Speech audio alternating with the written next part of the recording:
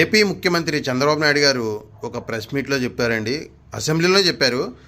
మొగుడు కన్నా ఎక్కువ కాన్పుల కంటే ప్రతి కాన్పుకి 25,000 ఇస్తాను, తర్వాత రకరకాల ఆఫర్లు అయితే ఇచ్చారండి. సార్ చంద్రబాబు నాయుడు గారు, అలా కాదండి మీరు ఇవ్వాల్సిన ఆఫరు. మీరు ఒక్క బిడ్డనే కానీ కన్నట్టయితే గవర్నమెంట్ పథకాలు మీకు 2 వస్తాయి. ఇద్దరు బిడ్డల కంటే ఒక పథకం వస్తుంది. అంతకు మించి మీరు కంటే మీకు గవర్నమెంట్ పథకాలు కానీ, గవర్నమెంట్ జాబ్స్ కానీ, గవర్నమెంట్కి సంబంధించిన ఏ ఒక్క అర్హత కూడా మీరు ఉండదు, కోల్పోతారు అని చెప్పినట్టయితే కనేవాళ్ళు పిల్లల సంఖ్య తగ్గుతుందండి. పిల్లలు తక్కువగా కనడం వల్ల వారికి అన్ని సౌకర్యాలు ఏర్పడే అవకాశం ఉంటుందండి. ఉదాహరణకి పిల్లలు ఎక్కువైతే వాళ్ళందరికీ ఇల్లు కట్టుకోవడానికి ల్యాండ్ ఎక్కువ కావాలి. పిల్లలు పెరిగారు కదా అని ల్యాండ్ అయితే పెరగదు కదండి. ఉన్న ల్యాండ్లోనే ఆ పండే పంట పొలాలను ఆఫ్ చేసి ల్యాండ్ అంతా దాన్ని మార్చి ఇల్లు కట్టాలి చూస్తున్నాడు. ల్యాండ్ తగ్గుతుంది, జనాభా పెరిగిపోతుంది, తిండికి ఇబ్బంది అయిపోతుంది.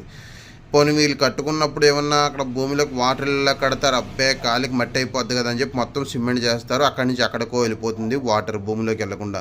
దానివల్ల భూమిలో వాటర్ లేక తాగునీటికి ఇబ్బంది అవుతుంది. ప్లస్ భూమిలోకి వాటర్ వెళ్ళకపోవడం వల్ల భూమిలో హీట్ పెరిగిపోయి రేపు అగ్నిపర్వతాలు ఏర్పడే అవకాశం ఎక్కువగా ఉంటుంది. కాబట్టి మీరు ఇవ్వాల్సిన ఆఫర్ ఏంటంటే ఒక్క పిల్లవాడిని కనండి, లేదా ఒక్క పిల్లని కనండి, మీకు గవర్నమెంట్ నుంచి ప్రతి పథకం డబల్ వస్తుంది.